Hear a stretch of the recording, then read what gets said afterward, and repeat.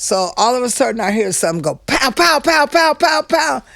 And I said, oh my God, I thought it was the neighbors. I jumped down on the floor because the sound kind of getting closer, got out of that chair over there and came over here and pulled my granddaughter by her legs and said, Cailyn, wake up, they're shooting outside, they're shooting. We went all the way around to the bedroom on the floor, me and her. And I said, Papa, they shooting. He said, yeah. Then he said that he thought he heard somebody at the window. I said, well, call the police. What's going on? The family kept calling us. They said, there's yellow tape in front of the house. Look out the window. It's gang of police. I went to this window and I started screaming. I was screaming and I seen Papa laying there. Oh my God, I seen the phone, I seen the headphones. I was in shock. And then they had a hole in that window. They could have killed me and my granddaughter. I started screaming to my husband. I said, they killed him, they killed him. Yeah, you killed my grandson right in our backyard, in the grandparents' backyard. That's what's so cold. I wish I had went out there and opened up the window when they first started shooting, even if I had to get shot. If I could have stopped my grandson getting shot. If I only could have stopped it. You have every right to be out here. We did not bother y'all. We're live in Ferguson, Missouri tonight. This tragic death has exposed so many fault lines in American society. See the man there, jogging down the road. The killing has sparked protests and demands for arrests. Say their name. Say their name. Justice was not given in this case, and that we've got to correct it. You guys see that shooting that happened 2 days ago? Because don't worry, if you missed it, there was another one yesterday. Police 2 shooting videos. Death of a black man inside his own apartment in Dallas. Incident after incident, year after year. When news flashes past and the trauma remains, whose story? What story? Her story. He wasn't no criminal. My baby was a good man, good hard. Hashtags through his story. The story again the same. Until justice and truth obtained, we will always say their name.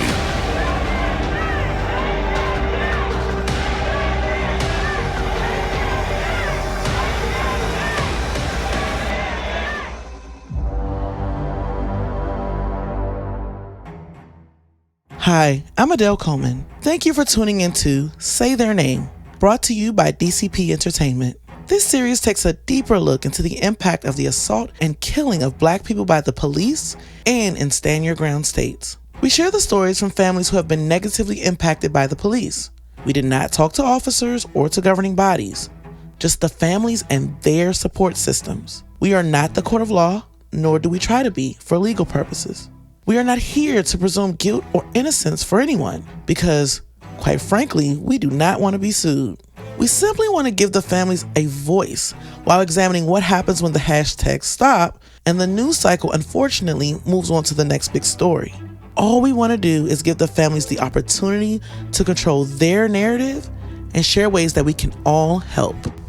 Warning, some of the discussions may be particularly disturbing and even emotionally overwhelming at times. When one of those moments occur that may be particularly triggering, you will hear this chime. For more specific details on the timing of these moments, please visit our show notes. On this episode of Say Their Name, we focus on Stephon Clark. So welcome to Say Their Name. I'm your host, Adele, joined with my co-host and executive producer, Chris. Hey, Chris. Hey, Adele. So we started this journey off on the East Coast in the Maryland area, and then we traveled to California to share the story of John Horton, and now we continue to stay in California with the story of Stephon Clark. Tell me a little bit about your journey there, and what was it like meeting the family and just learning who Stephon was? Yeah, so we're up in Sacramento for these episodes. You know, we were in Southern California focusing on John Horton in the LA area. Now up in Sacramento, the capital of California. And the family, like, I got out there and immediately was just thrust into the Clark's world. And the Clark's world is Sacramento. Like, you're going to hear it as we get into this episode, but the Clarks are just so community oriented.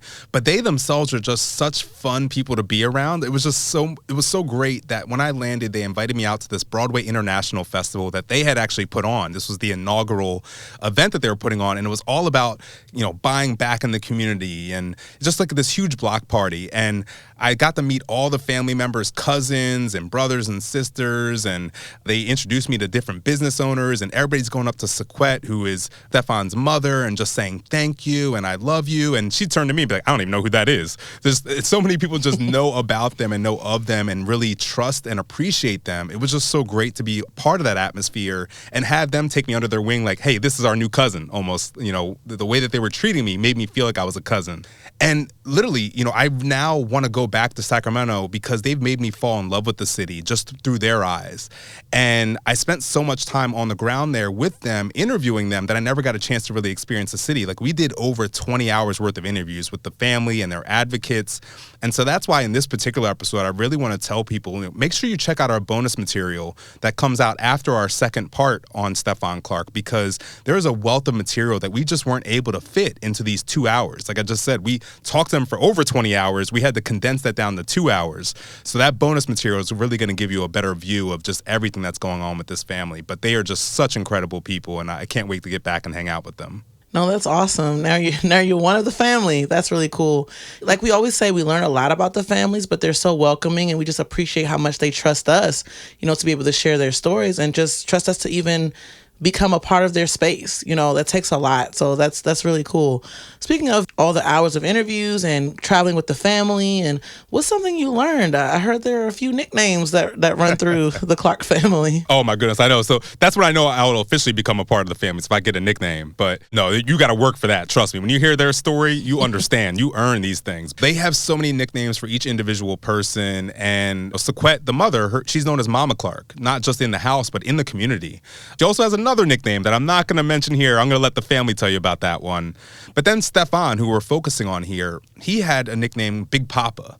And, most of the family calls him Big Papa, though you will notice that in some of these episodes, his grandmother, Sequita, she calls him sometimes Big Papa, Papa, or Little Papa, because she also had a husband who she called Papa. So every once in a while, some of these names can get a little confusing, but we'll try to make sure that we give you a heads up about that. But yeah, they are just so ingrained as a family, and everybody has their own nickname and also their own song, which is actually kind of cool. I want to have a theme song. That's super dope and awesome to hear. And I appreciate you clarifying that, because especially when you run into families with similar nicknames, so just kind of understanding that going in is really important.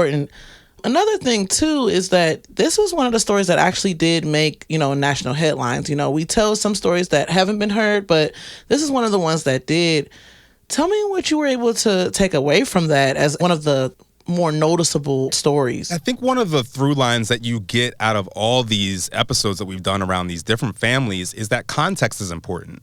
And I think the context of this family story, in particular Sequette, the mother, how she came up in Sacramento and then her kids after her, I think it's really interesting to then understand their perspective on what has happened to them and how they're fighting and moving forward, and just also why they fight the way they fight, the way that they never give up. And again, I don't want to give away too much because we're about to jump into it here now, but their story is just so humbling. And I just can't imagine having gone through all the things that they have gone through and are still going through, even before you talk about the situation with Stephon. So, I gained a new perspective and a new appreciation and respect for the Clark family, particularly with what Stephon was going through before even he died. Well, I definitely want to hear, and, I look forward to learning more about the family. So without further ado, here is the story of the Clark family and Stephon Clark.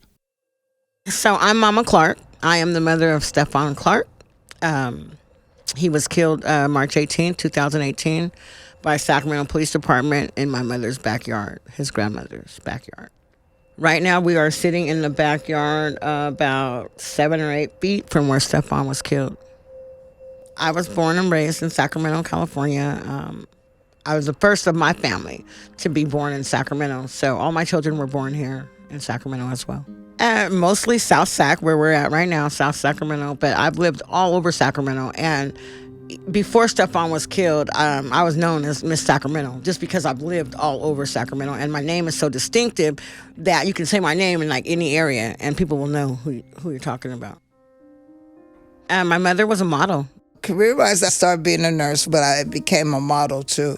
My name is Sequita Thompson, and I'm the grandmother of Stephon Clark. So back then, they had on Channel 10 News, they would do different little shows, you know, during the break of the lunchtime, and then like a cooking show, a modeling show, and I started modeling then. My parents were strict. When I found out I was pregnant, I started crying because I thought I was going to get in trouble. Well, I think I was about 18. Sequette was so smart, straight A's. I had them in Catholic schools. I grew up middle class, so I went to private schools. As far as our society is concerned, I was better off than most people that looked like me. I was raised by my stepfather. He was a police officer, sheriff. So with my father being in law enforcement, I just had a respect for the law. So amongst blacks, we do pretty good in Sac. Sac's not as bad as you would see some of the other major cities in the nation. So when I went to school, we lived in an area called Pocket, which was a well-off area. Eddie Murphy was a neighbor. Jay King from Club Nouveau, he's a sports radiocaster. He was a neighbor, you know. So there were famous people in my neighborhood that I would see at the grocery store, that people would see in movies and on TV. So I came up kind of good, but I left home in my teens. My life took a turn. I was pregnant. I had my first child at 16. So, you know, my mom, she wasn't having that. So I had to go. Oh, my God. I was kind of angry because I wanted her to be what I wanted her to be. And because she was so smart, so intelligent, I was kind of angry, which I shouldn't have been because that wasn't right. I asked her for my forgiveness because, you know, I'm not supposed to be like that for a mother. It wasn't good at all. She wanted me to have an abortion immediately, and so she gave me an ultimatum, abortion or get out, and she was serious. Ironically, that was the year that California passed the law that a child, even if she was pregnant, has the right to choice. And so my mother took me to the doctor to get an abortion, and the doctor was like, Miss Sequita, I cannot make her have an abortion. And she was like, when we came home from that appointment, I had to leave. I was scared shitless. So I called my best friend, who was a guy, and told him, I'm telling him what's going on, because she's like, pack your stuff, you gotta go. And he was like, I'm on my way over there. And he came over and he professed his love for me. And this is supposed to be my friend, right? And he tells me, Sequette, I've always been in love with you. Now you can come and live with me and we can be a couple and I'll raise the baby. And I'm just like, oh my God, okay. And that's what I did. Not too far from here, there's a place called G Parkway where I moved, and it was like a melting pot for all of these impoverished people to live, like from all different parts of the world, or all different parts of the nation at least. And so I went to the hood and it was a culture shock. So I went from Pocket to G Parkway in one day. And if you just Google Pocket area in Sacramento, and this is in 1988, and G Parkway, it's like New Jack City and Beverly Hills. That's the contrast that you get. My boyfriend, he sold drugs.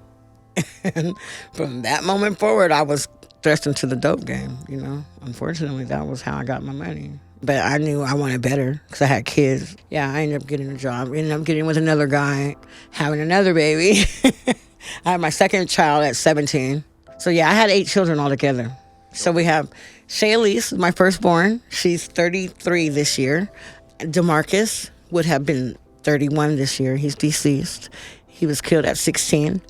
And then Stevante. Stevante will be 29. Then after Stevante is Stephon, who would have been 26 this year. And I have a daughter that died at birth. She would have been 25 this year, Stevante. Needless to say, my husband's name is Stephen. Then after Stevante is Jhai'Len. Jhai'Len just turned 22. Then we have Nevaeh, who is 15 this year.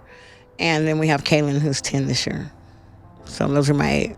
4 boys, 4 girls. I'm Stephon Clark, brother of Stephon Clark. But I'm from here. I'm from all of Sac, though, because Sacramento is split a lot of territorial, different, geographical locales. and people fight a lot over that they own no parts of, which is crazy to me. Stephon's initials is SAC, S-A-C, Stephon Alonzo Clark. So I'm the city of Sacramento. You met Mama Clark?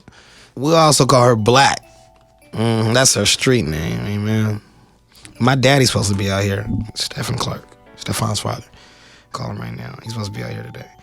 Hold on, because y'all don't get to hear too much from Papa Clark. Hello, Daddy, where you at? On the freeway right now, trying to get out there. Okay, the interview dude, he asked me about Mama Clark, Sequette Clark, and I didn't know what to say, so I was like, my daddy on the way, he could probably tell you, but... Is it hot out there? Man, it's hotter than 4 fat bitches in a phone booth. Damn, I heard it was so hot out there, it was a dog chasing a cat and they both was walking. he ain't shit.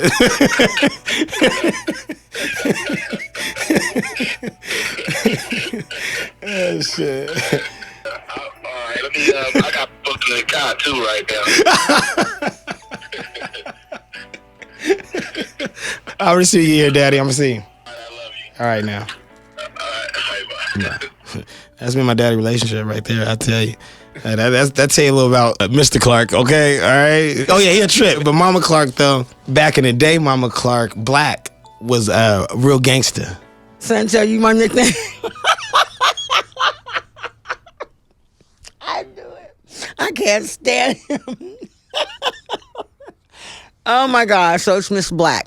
Black or Miss Black. But my husband gave me that name. Funny story behind the name. He was like, that was a pet name. That was an intimate name, and you just got everybody calling you. They called her Black. And I don't know if you've seen Mama Clark, but she black.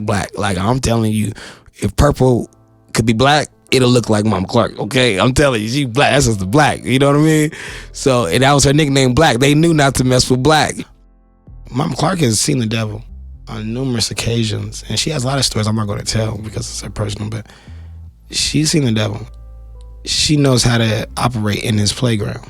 A lot of us would break or fold, or a lot of people kill themselves. You know, Mama Clark is still here. Let me think how I can explain myself. I was more like a set-it-off chick. I was real gangster. I wasn't the kind that shook my ass or hit the stripper poles or hit the corner selling myself. I sold dope or I robbed people. I wasn't called a jacker.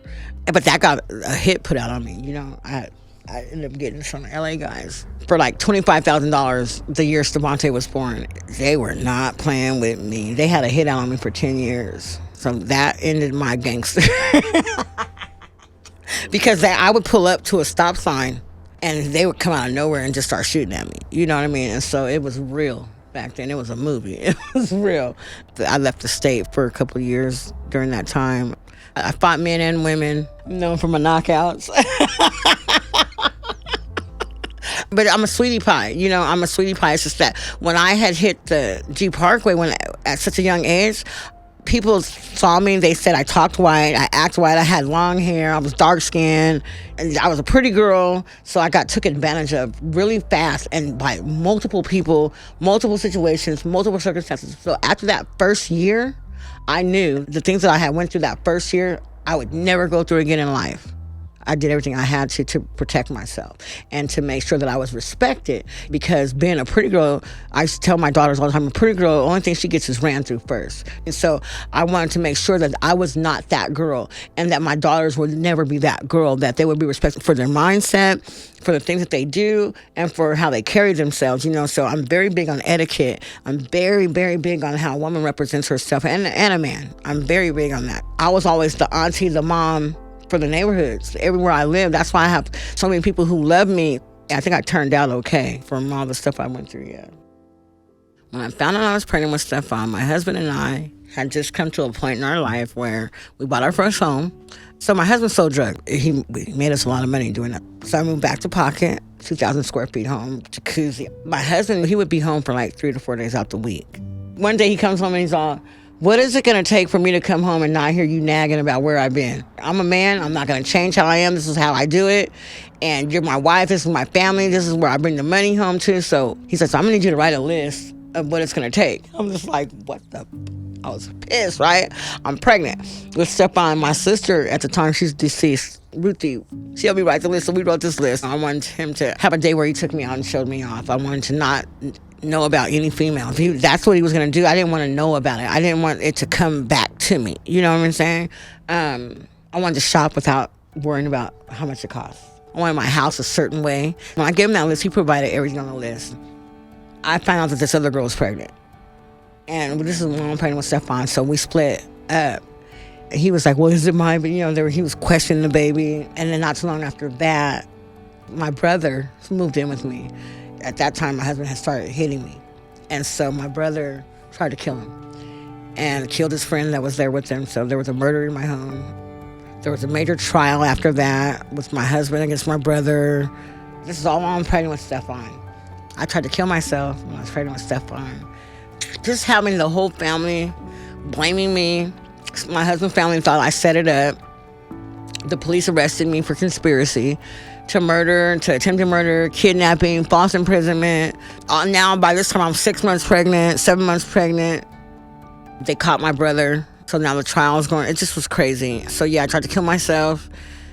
My sister, who was there, Ruthie, at the time, she called the ambulance. I didn't even know. They burst into the bathroom because I slit my wrist, took some pills, and got in the bathtub.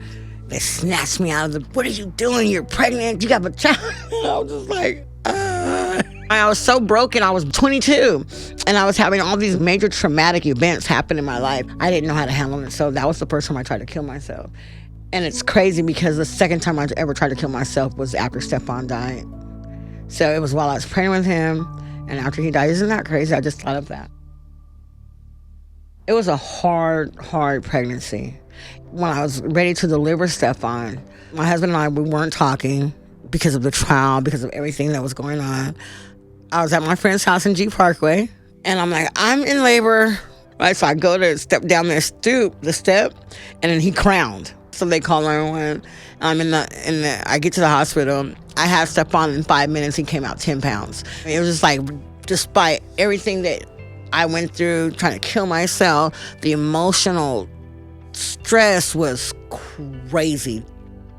For him to come out 10 pounds, just as healthy and pretty as can be, I was like, he's the one. Like, he's the fighter. Like, and that's when the song Big Papa had just came out, Notorious Big. So that's his nickname, Papa. So it's like, I love it when you call me Big Papa. That's his song. When he would come in, that's the song we sang. Throw your hands in the air. All my kids have their own songs. And so that was Papa's song. That was Stephon's song, was Big Papa. And that's why, because despite everything that was against him, he came out. Like, he was so big. He looked like he was 3 months when he was born. So all the kids had nicknames. So I got, Demarcus was Man, Stevante is Dada, Stephon is Papa, Jhai'Len is Buki. And that's because Demarcus named Jhai'Len Buki. But Nevaeh, when I had Nevaeh, I had no name for her. And Demarcus had a baby on the way at the time. He gave me his daughter's name. So Nevaeh was actually supposed to be Demarcus' daughter's name. So when I had Nevaeh, all the kids were there. Demarcus was just like the coach. He was the main one who didn't want to be there, right? But he was the main one in between my legs talking about, Mama, I see the head. So Stephon and Stevante, they were like stabbing into the afterbirth. So that's how tight of a family we are, though. If that tells you anything about us, that's how close we are. Though the Clark family was close-knit, they were back in a situation where money was tight and their options limited. But for Stevante and the rest of the kids, that's the only world they knew. Growing up was dope, bro. We played wrestling all the time. We didn't know we were poor because everybody else was poor. That was good. And I was horrible. We used to see, if you had money, if you was from Roseville or something, come around me, we're going to get you. We were real bad. We didn't know better. Stupid means you know better. We're young and dumb. We didn't know what we were doing. We had no positive role models. Everybody looked up to were pimps and shit, like drug dealers and shit. But I was like, I never wanted to do that because a lot of them niggas go to prison and shit for years. And Mom used to say, any man that pimps a woman is not a real man. I never wanted to be a pimp. But our family growing up, Mom was in and out of church. She wasn't a spiritual person like she is now. She was living in the world of sin. We all were, but we loved each other. She made sure we went to school every day, very present. She always took care of people. So he was always taking care of somebody on the road, or somebody's family, always somebody had their kids, got kicked out to come over and stay with us, sleep in my bed and shit. I used to hate that shit. I used to eat the rest of the Apple Jacks. You know what I mean? Like, damn, nigga, that's all the Apple Jacks. We take in more people than CPS. We were in like a real hostel. You know what I mean? It was just people everywhere all the time. Just characters too. Little Peanut, Bookham and his kids, Uncle Droop Droop and them. You know what I mean? And that'd be their name, and them. It was just crazy growing up in the hood, man. Everybody getting high. People offer you beer. Yeah, I grew up in a lively house. I grew up in, they would say, the spot. Ungodly things going on in the Clark family house growing up. We was kicking it. Mama was a gangster still. Daddy wasn't around. He was in and out. But grandma was always there, kept us in the church. Stephon and Stevante's grandmother was dedicated to keeping the family in church. But she also found other ways to bond with her grandkids. They love wrestling. They'll call me up, Grandma, the wrestling is coming on tonight. I took them to wrestling at the Arco Arena. We used to go, and mine used to be the Undertaker. I was addicted to wrestling. I loved Ric Flair, styling, profiling, limousine riding, jet flying, son of a gun, you know what I mean? The Nature Boy. So we used to always give each other chops, like slaps on the chest. Ric Flair used to do these things where he give him open hand slaps, so he'll take our shirts off, and then we'll just slap each other on the chest as hard as I go back and forth. And we used to play wrestling all day doing that. Yeah, I remember I gave my brother a tombstone pile driver one time. That's a move. Shout out to the Undertaker. His tooth came out, and then he swallowed it. Which brother was that? I can't tell you that. He'll be mad at me. Well, he know now because he don't want to hear it. You know what I mean? Because Jhai'Len him, obviously. Yeah, we used to have like these random exhibition matches and shit. Like, and he was Undertaker and I was somebody else, bro. But I remember this nigga tombstone me. I feel my tooth fall out and shit. I'm like, no. And when it fell out, it just fell straight back down my mouth and shit and in my throat. I'm like, oh, and I was back when I believed in the tooth fairy and shit. So I was like, man, damn, I'm finna be down some money and shit. And we get back wrestling again because, the tooth fell out. It wasn't nothing. I ain't feel it or nothing. So I'm like, fuck it, let's get back to it. Wrestling and shit. This nigga tombstone me again. Another tooth come out. I'm like, wow. But this one I got, so I was like, all right. Let me tell you something about Stevante. So Stevante, his whole life was WWE, RAW, WWF. Anything to do with wrestling was Stevante, right? 2 of his major Christmases. First one, I got him the wrestling rink for WWF and all of the wrestling dolls to go to it. When I tell you that boy lived his whole life through that wrestling rink, it was just crazy to watch him figure out life on a wrestling mat. Just like girls do it with Barbie.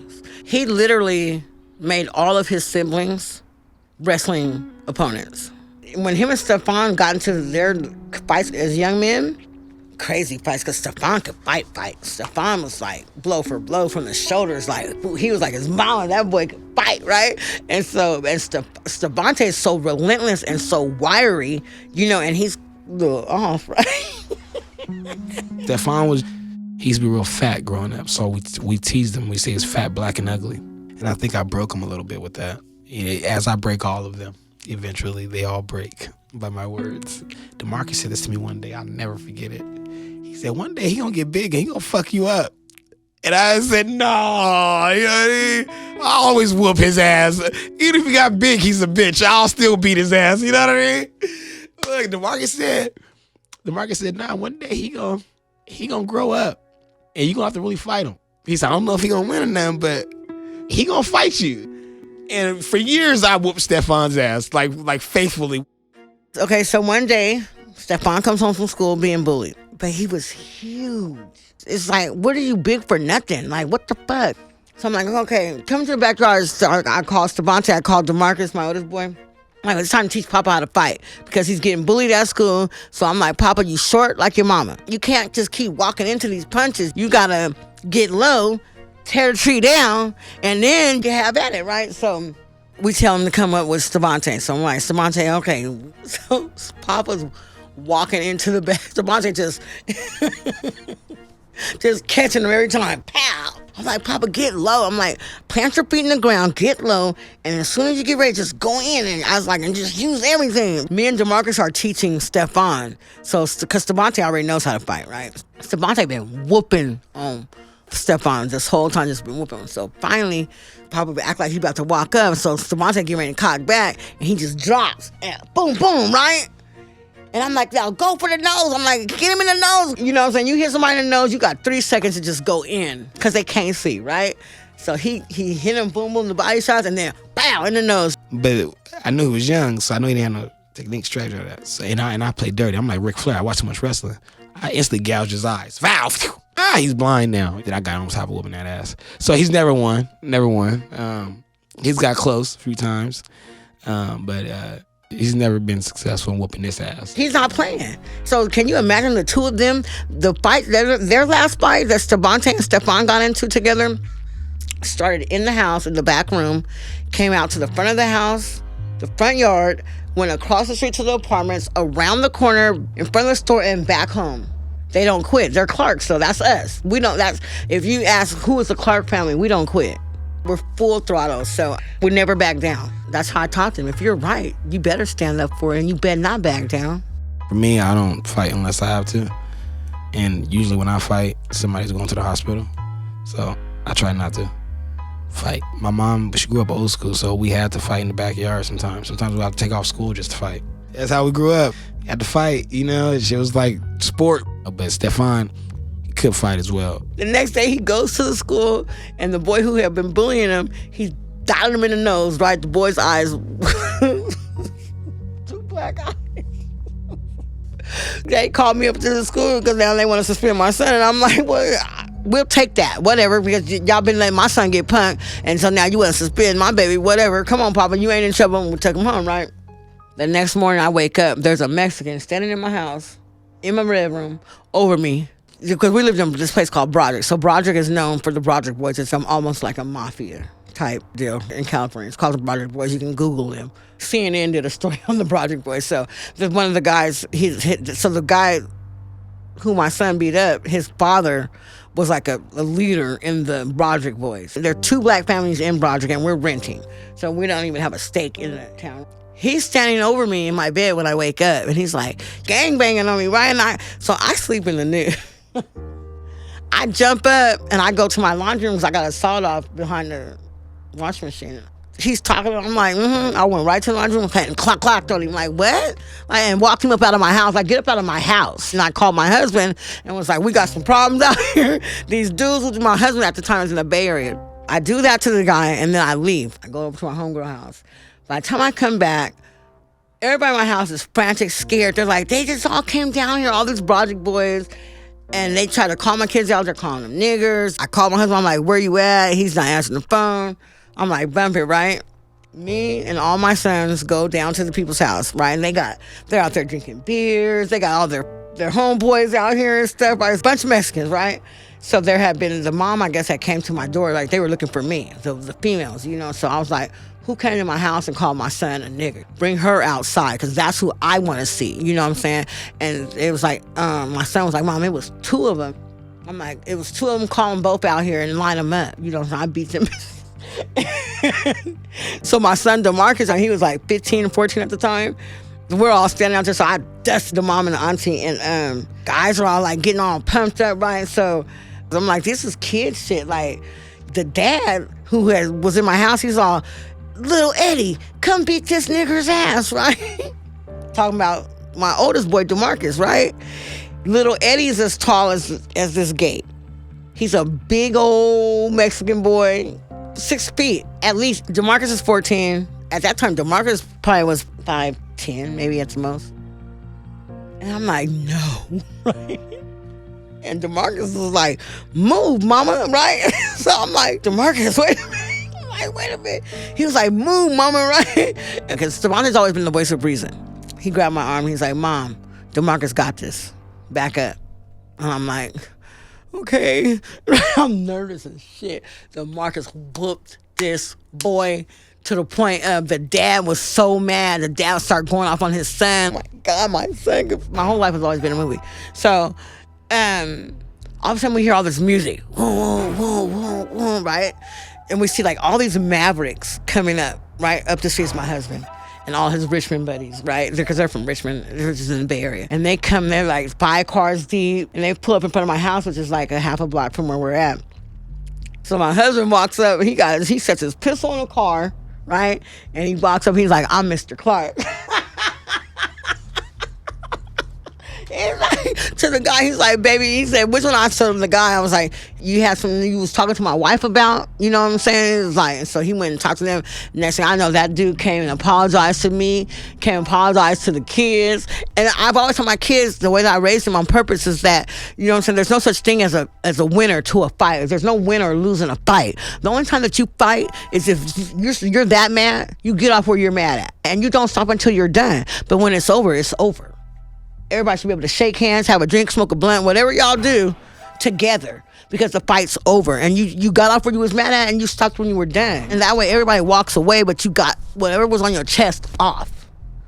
And there's no more issues about it. You know what I mean? The Clark family is made up of fighters in more ways than one. And the oldest boy, DeMarcus, was determined to do whatever he needed to do to improve the conditions for him and his family. So DeMarcus is like the role model, like the father figure to my boys. DeMarcus was the warrior, the protector, the guider, the influence, the head of the household, as they would call it. DeMarcus, that's all I needed right there. Because, like, nobody was going to fuck with me if I had DeMarcus with me. And that's really how I felt like as a kid. That's why I was like, I looked up to DeMarcus so much, like, as a father figure more over a brother, because, like, he gave me that shadow of protection. Made me feel like I was invincible. God, nobody would come fuck with me. They don't know that. They know. DeMarcus, he got kicked out of West Sac, though, because he was fighting and shit. They kicked his ass out. They literally kicked him out of West Sacramento. He was literally banned from the city because he destroyed the city.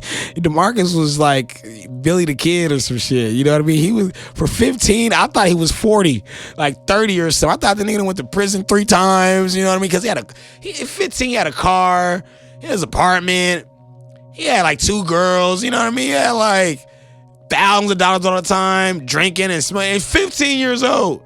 So in my head, I'm like, this nigga's damn near my uncle or some shit. I mean, because DeMarcus is their big bro dad. If they got out of line, I'd call DeMarcus on them. Only a teenager, DeMarcus Clark was the head of the household, a role that only solidified itself further when Mama Clark lost the kids to foster care. I was on drugs, and I got pregnant with Nevaeh. So, because I didn't think I could still have kids, okay? So the age gap between Jhai'Len and Nevaeh is 7 years.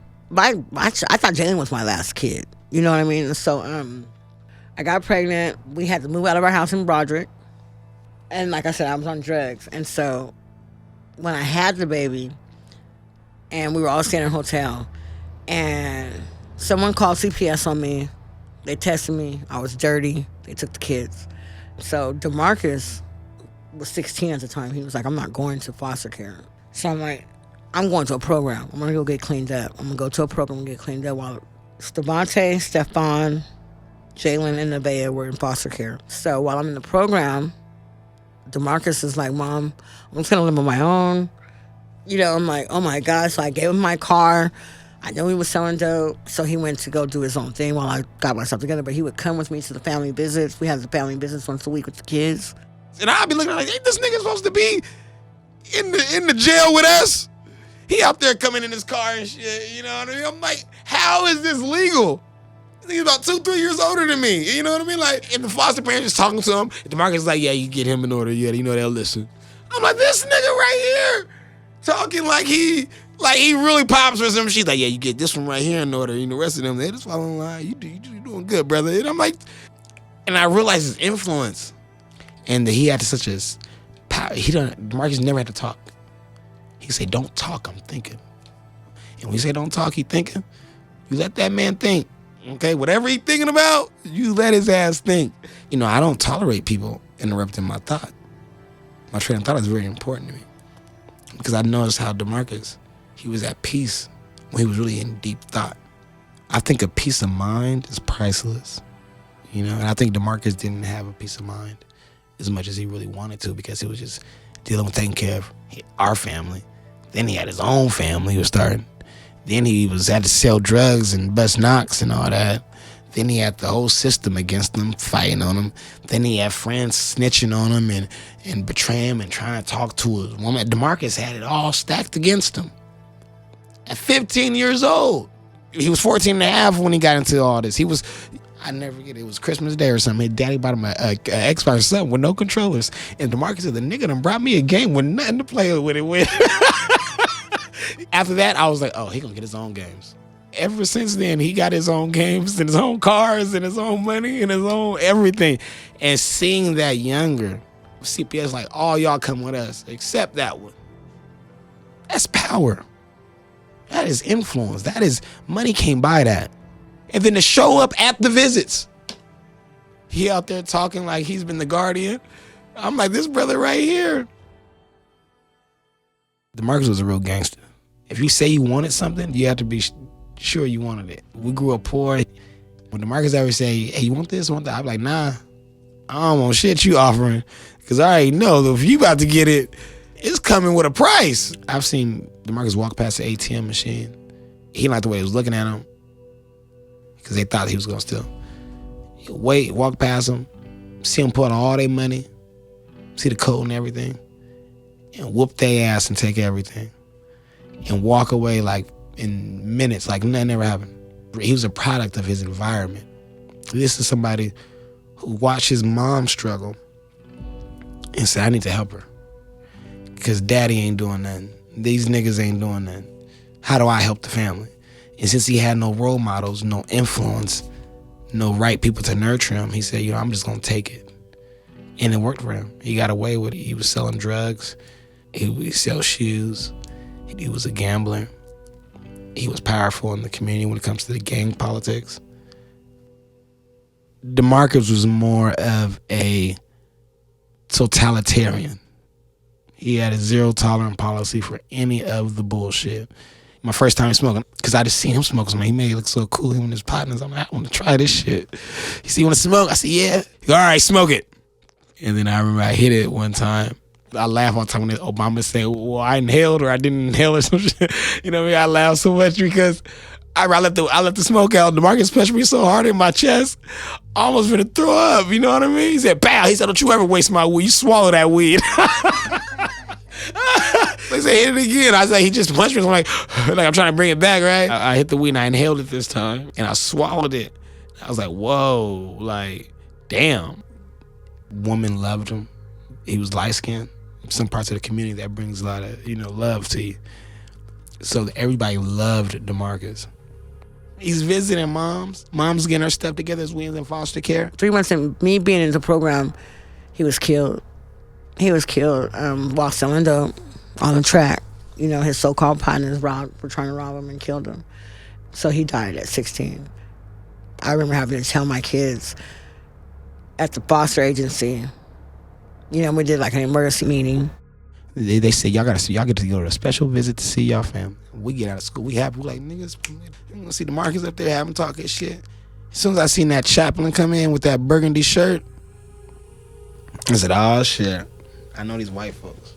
I knew what chaplain meant too. I see enough chaplains in my life, you know what I mean? And the moment was silent, the moment was dark. I remember that shit vividly, like, I swear to God, I thought my mom was playing. I thought she was just fucking, like, I don't know why. But yeah, she had came. And usually, DeMarcus comes with the visits too. So I just see my mom walking in and shit. She just got this, like, blank face, like, staring at her. I'm like, usually, we all sitting on the couch hugging and shit. And she's just looking and she looks at us and she's like, yeah, DeMarcus is gone. And then, like, my brothers, Stevante and Stephon, like, they instantly start crying. I'm just looking at her still like, nah, you must be playing. Like, I'm laughing and I was like, and she just look at me, bro, and she shake her head. She like, nah. She look at me serious and she like, nah, I'm serious. I was like, damn. And I broke down. I was like, fuck. And yeah, I still remember that shit. That's probably the most vivid thing I remember from my childhood. Like, that'll probably never go away. It's hard to fathom death at that age. especially with him, because, like, you feel me, that was my nigga. I had to tell them that your brother's dead, and it's not going to hit you until you get back to where you're going. I was like, well, when it hits you, it's okay to scream, it's okay to cry, it's okay to punch, kick, fight, it's okay to do whatever you got to do. I said, but just know that mommy is going to finish this program and I'm going to get you back. I was like, I just give you my word on that. I'm going to get you back. And I did, you know. I graduated the program, I got the kids back. Nothing was ever the same. Nothing was ever the same. After DeMarcus died, DeMarcus was like my right hand. He was like my son, my co-parent. He taught all of his brothers how to pee straight. He taught, I mean, really, he literally went into the bathroom and taught them that. That was a major loss for us. Then for it to be on the streets, then they were saying that it was an accidental death, that he accidentally shot himself trying to break in through a window. This is what the CSI told me, and I believed them for years until I found out the truth. The last person who was involved told what really happened at gunpoint. I found out what really happened was that they were trying to rob my son, and my son pulled his gun out on them, and they fought over the gun. And when my son pulled the trigger, the guy bucked the gun back towards him. So it shot out my son's whole torso. You know what I mean? And it was a sawed-off shotgun. But I didn't find any of that out until 10 years later. Until the last person was killed. And he was killed. The guy who told that story is dead. All three of the guys that were there are dead. But the streets came back and told me this. You know, it wasn't something that we had something to do with or none of that. But see, where I come from, if you don't, there's rules to this. If you choose not to deal with the police, okay, but you better handle it. It's how we were brought up. At the funeral, it was over 250 people there. They all got saved. Everyone accepted Christ into their life. It was crazy. DeMarcus was so influential. He had Mexican friends, white. All my kids are multicultural, which is crazy because I'm not. I mean, I am. I'm okay with every culture. But my children are really multicultural children. I mean, they really believe in everybody love everybody. You know, they just have friends from all walks of life, and they always have been that way. After they said DeMarcus died, we went back to the foster house, that long hour drive. It was the longest ride ever. And my papa, my foster parent, he hugged us for like 2 seconds. He cried, like shed like a tear or two. Never seen him cry. He was always like tough. Like he was always so tough and mean, like just evil. Cause you know, we just get mad at him. We say, nigga, you keep talking that's crazy. And when DeMarcus come here and beat your ass, he's always threatening DeMarcus on him. And then DeMarcus died. That sense of protection was gone. You know, that sense of like identity was kind of gone. I knew that, you know, DeMarcus was gonna make sure we good. I knew I didn't have to probably do nothing for the rest of my life. I just knew DeMarcus would be there, so it was good. You know what I mean? Like DeMarcus, let's get a jail-free card. You know what I mean? Like, he'll go to jail. You know what I mean? I'll be good. He's going to make sure we're good for generations. He's going to make sure we got the money, the protect, like, we're good, you know? And then when he died, it was just like, whoa, we're not good. Everybody was torn up. Because DeMarcus is his mama baby. We coming. Don't mess with us. We don't call the police. We don't call nobody else. We call each other. That's just what it is. Stephon, you know, he was hurt. He was, you know, traumatically injured by the death of DeMarcus. They all got tattoos, I think, except Jhai'Len. Jhai'Len was really hurt by DeMarcus. Because DeMarcus named Jhai'Len Buki. We still had to get it together. So my mom went through the whole program, did everything to get us back. I wouldn't say it was good, but like, I say like we managed. There was still a lot of good times. It wasn't how we wished it would be. Because, I mean, it wasn't ever going to be the same without DeMarcus. Because that was like the top dog. We still found a way to make memories, still be family-oriented. Us as like our own family. We felt like we had to do something because he was gone. Had to get back right. Stephon took it as he going to be DeMarcus now. That was his thing. Except the shoes didn't fit. DeMarcus was more cutthroat. DeMarcus was more ruthless. DeMarcus was more strategic. DeMarcus was a finesser too. When DeMarcus died, Stephon took them shoes as his. He became a gangbanger like DeMarcus, same hood and everything. Didn't even live in the hood, but I think because DeMarcus was so influential, he was like, DeMarcus from Oak Park, I'm from Oak Park. You know what I mean? Like, you live in South Side, Power Inn, man, Florin Road. The district you claiming is far from here. You ain't even got a bus ticket to get to the district you gangbang. But when DeMarcus died, Stephon seen the influence DeMarcus had. I seen the influence DeMarcus had, but I never wanted it because I seen how stressful it looked. DeMarcus always looked tired. You know, and he was always like, not mad, but he was always like frustrated. He tried to have me sell dope at one time.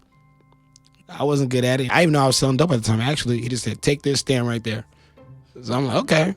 You know, I know what the fuck is going on. You know what I mean? And this old, ugly, stinky guy comes walking up on me. He give me like $15, $20.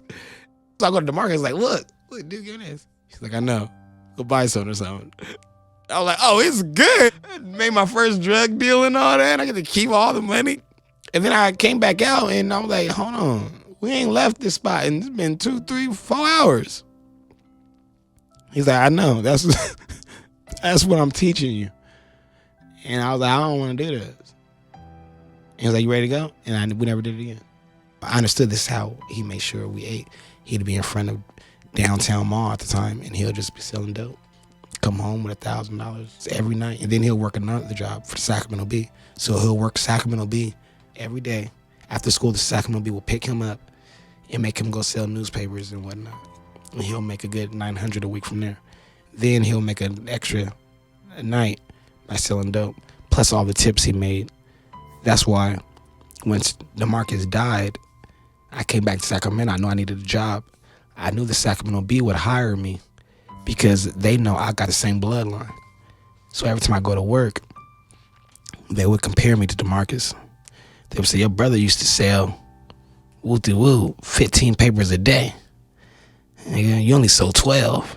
DeMarcus always had records, so I always try to beat his records. And the guy was a hustler. Stephon was a hustler too. But Stephon didn't want the kind of money that I was making hustling. He wanted that DeMarcus type money. But Stephon said, I don't want to sell newspapers. Stephon, I think, was hustling illegal. I like DeMarcus' hustling spirit when it came to impressing them white folks. Even though Stephon was trying to step up as the new man of the house, it was his brother Stevante who fell into the role. So I took the money that I invested, that I had gotten from working, and I paid for Stephon to be a South Sacramento Viking. I paid for his Pee-wee football thing. I invested into my little brother against my will. Yeah, I said, Sequette Clark used to take all my checks, okay? God bless her soul. She said, you gonna pay for your brother's name? And I'm looking at her like, I ain't DeMarcus. I ain't paying for shit. And then I live with Mama Clark. I'm paying for everything, you know what I mean? He paid for his brother to play football, and he paid for the cable. Why he was making some money back then? And he was pulling like $1,000 a month at 16 years old. That's a lot of money. Mama Clark had me do that, and I started Stephon's football career. Stephon took DeMarcus real hard. DeMarcus' daughter, Kiara, nobody loves Kiara more than Stephon. Stephon was the family. When I mean, like, he was the joy, he was everything. Me, nobody ever liked me. Look, I'm gonna tell you how T.I. is, whether you like it or not, and I'm not here for you to like me at all. In the first place, I've never cared about public opinion. Stephon talked too much for me. DeMarcus didn't talk enough for me. You see what I'm saying? So for DeMarcus, it was like, what the fuck is he thinking? And for Stephon, it was like, I don't give a fuck what you're thinking. You know what I mean? Like, he's a Leo. You couldn't tell him shit. DeMarcus was, I think it's Pisces. He was just strong and think, strategic. Stephon had a way with the words. Everybody loves Stephon. He's somebody who could take your girl, whoop your ass, and go out and have drinks with you and talk about sports and play video games. One of those guys. Stephon was at the barbershop every week. A nail shop every week getting his nails done. If Playboy was black, if Hugh Hefner was black, it'd probably be Stephon. Always looking fly and tall, dark, and handsome. Like, Stephon was like the lovable, likable. You could talk to him about anything. The basketball, hockey, soccer. Women could go get a pedicure with him. He knew about all the shoes. He'd tell people, I could tell you everything about a person based on their shoes. He was one of those people that was so woke, needed a nap all the time. That's how Stephon was. Stephon was just so lively. Like, anybody would like Steph. If you didn't like Stephon, you were a hater because he was just so amazing. So Papa was like the boy version of me. You know, out of all my kids, Stephon was like, he played any sports. All my kids came up, I taught all my kids first in soccer, and then they got to choose which sport after soccer. But I always give them the fundamentals of soccer because soccer gives you your stamina, gives you the footwork, the eye contact. It just gives you all that you need for any sport. And so he was like really athletic, but he was also a scholar. So he was a genius. Out of all my kids, he was Gate, he was Mesa. He was gifted and talented education and math and science engineer. He thought 5 steps ahead of the average person. And so he ended up getting pursued by St. John's University for a full academic ride. And a lot of people don't know that about him, but he did. He just messed up in high school because he was a joker and got expelled in high school. There went the scholarship. Why did he get expelled? For putting some damn, what do you call that stuff that numbs the stuff? Oh, like a Novocaine? On the teacher's water bottle. He's already a line pusher, right? But then he knows how to apologize sincerely. And so Stephon was so charismatic. And when you're charismatic, you're good looking, and you have great manners. I always tell my kids, you know, manners will get you through doors to education and skill won't. But he was so educated. He was just like his mama. They were so intelligent. Everybody loved Papa because little Papa, he was something else. He was one of a kind, to be honest. He told me, it's on the video, because my son made this for my birthday, for everybody to say something, not when you die, say my flowers now. And it's beautiful. He said, Grandma, this Papa, little Papa, I just wanted to let you know how much I love you and appreciate you. Honestly, I feel like you're the core of our family. Like, without Grandma, like, what would everyone be? Where would everyone be? And like, you just keep everything together, and I love you for it. No matter what it is, thick or thin, you always gonna be there. And I love you. Appreciate you.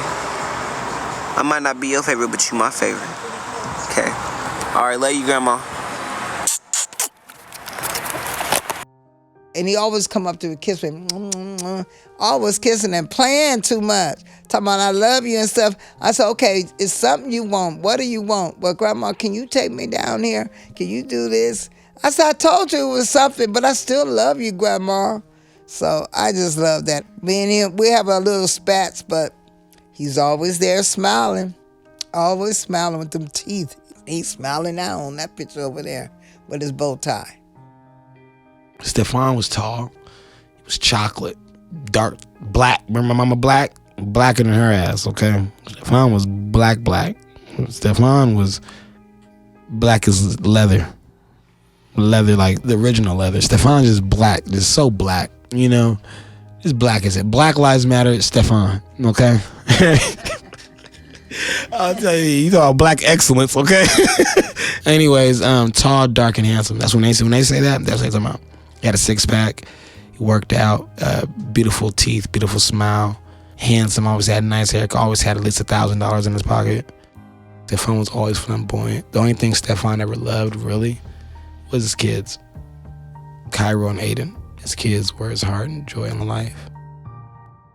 Stephon had followed in his brother DeMarcus's footsteps in so many ways. And so it only made sense that having kids was a part of his life plan, even if that meant sneaking around with his girlfriend. I ain't gonna put Selena on blast like that. Selena's a fast girl. Papa didn't care. He loved it, you know, so the first time I met Selena, her and Stephon were on a FaceTime call. She was having fun with herself on the call. So I was like, Papa, what? I walked into, I was like, oh my God. Like, I just was like, is this what you guys do now? Like, Lord Jesus. So that's how I first met her. Selena was the one that tested me. Oh, that girl tested me. That's my baby, though. She my daughter. I love her whole life. But that little heifer, oh my God. I told her, I said, you do not come over here and spend the night at my house. I was like, how old are you? You 18? She's like, no, I'm 17. I was like, I don't want to catch you spend the night at my house. Y'all, you spend the night at my house, you got to pay me $10. You know, because that was the rule in the house, you know, with the boys. Like, You want to lay up in my house like you a grown man and you going to pay for it. Your mother's not trying to exploit you, but I'm trying to teach you a lesson that a man pays their way. Her and Stephon was always trying to sneak her in. Oh my God. It was like a game with them. They're just going to try to get away with that person. So when she turned 18, I was like, when you turn 18, the next time you do, I'm going to beat your ass. Because now you're getting at my womanhood. I'm the queen of this castle, and now you're attacking my queendom. I said, here's your life lesson, then. Don't let no boy set you up when you a woman to take some consequences that you can't endure. Because if you can't handle the consequences, don't put yourself in that situation. Just pay it. And for $10, that ain't shit. So they tested me all the way through. And when she finally turned 18, I caught her one day, right? I went to go grab her. As soon as I went to snatch her, Stephon like, don't touch her. And like broke it up. I said, that girl pregnant, ain't she? He said, how you know? I just was like, move right now. Because anytime you going to defend a broad over your mama, she better be pregnant. You know, that's how I found out she was Pop. So he was 19. He was elated. Later on, right before Stephon died, he told me that they planned the pregnancy, which I didn't know. I was like, you little fart. Because he's that kid. He wanted to have a kid. Well, that's what my mom says, you know, that they had their little conversation, and my mom was like, you feel me? Yeah, he said he planned it. He was cracking her right in the house. I was like, dog. Our house is so crazy, though, because, like, I used to sneak out and go crack my girl. Yeah, he planned Aiden for sure. He was all excited. He's talking so much shit. Because I had a girl. But the one thing about us, like, we'd always talk about fatherhood and shit. Like, compared to how I raised my daughter, compared to how he raised his sons and shit. Like, I remember one time he let his son, like, I think Aiden was running in my grandma's house. He got, like, hardwood floors and tile and shit. Bro was running on the tile and shit. He fell, ate his shit. I was like, damn. I mean, I was finna pick him up. Zoe looked at me like, you better not pick that nigga up. I was like, what, for sure? He was like, man. He was like, yeah, don't pick him up. Matter of fact, don't look at him either. I was like, all right, I see what you're doing. He was like, yeah, bro, because he's not really hurt. He was like, he's gonna act like he's hurt once he sees you and this, and that. I was like, yeah, you probably right. But shit, me with my daughter and shit, I'll spoil her, so. Shit, we used to always talk about that shit, like, he used to always say, like, bro, I could never have a girl, bro. I wouldn't know what to do. It's not that hard, bro. He was an awesome father. Aiden has his smarts, his conversation, his thinking process. Pure genius. It's just crazy. You can't make sense of how smart he is. And with Cairo, it's the playfulness, the boy in him, just the flips and the running and the flipping and the fighting and the toy Tonka trucks and they're both just their dad. Aiden and I was really a part of that pregnancy. Cairo, that was my mom's baby. Yeah, they're my baby Cairo.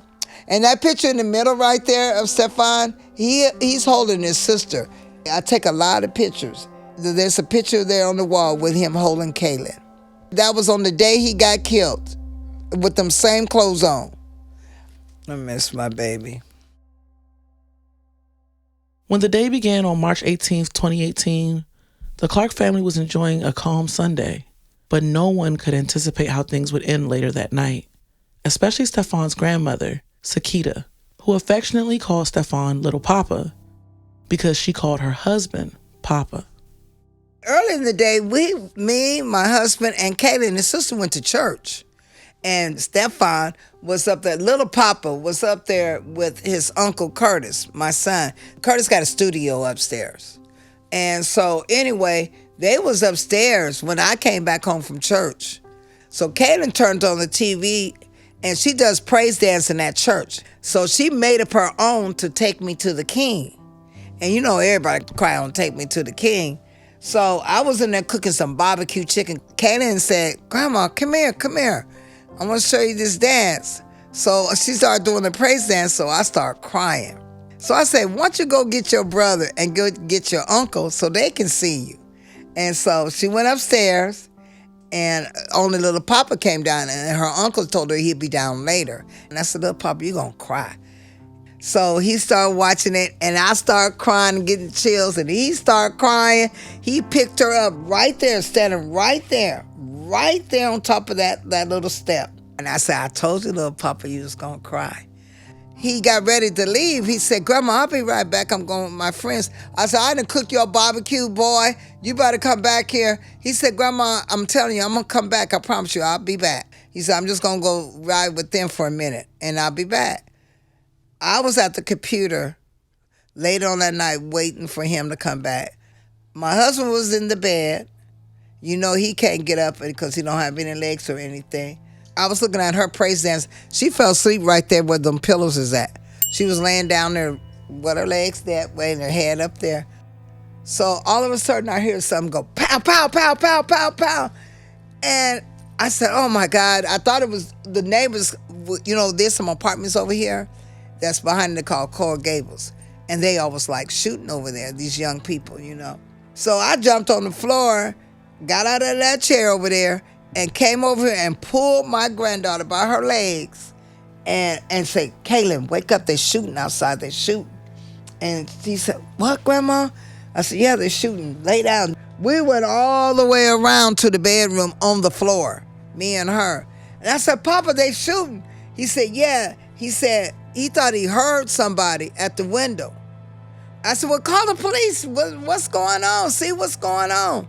The family kept calling us. They said, there's yellow tape in front of the house. Look out the window. I said, I ain't looking out the window. They just got through shooting. You think I'm going to look out no window? No, I'm not. And so Bonnie and them kept calling his daughter. She said, Mom, I'm telling you, look out the window. It's gang of police. And so then finally the police came. But let me tell you how they came in.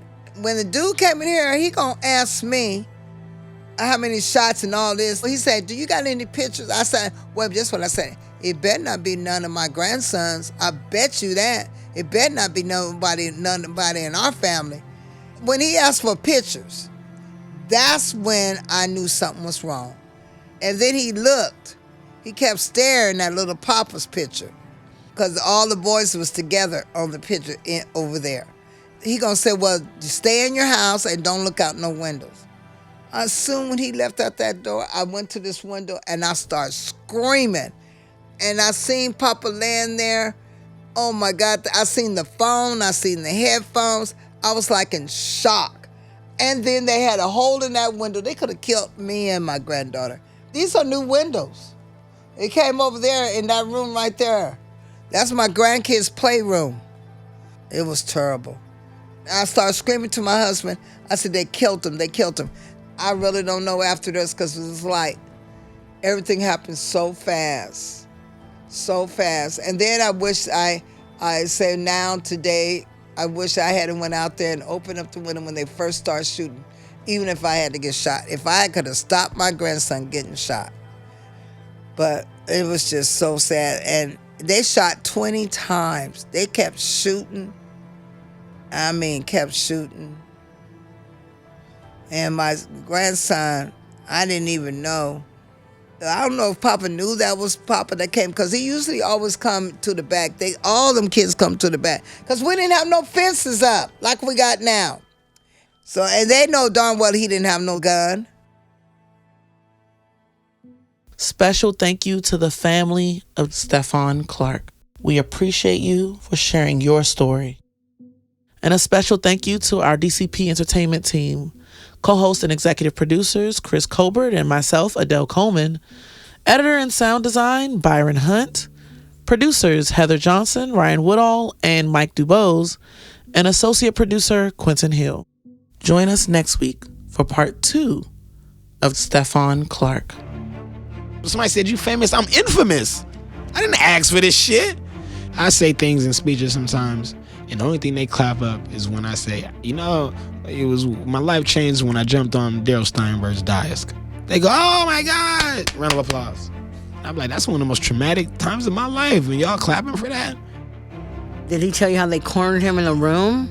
When they got to the city council, the police ushered them into a private room and then flooded the room with like 30 officers. So Stevante as a survival tactic, ran out of the room and jumped on the desk in front of everybody, like, you can't touch me in front of everybody. He don't like that day at all because he got the most ridicule from that day in the media's eyes. So he thinks that was like a bad thing. It was the thing I believe that really caught the world's attention.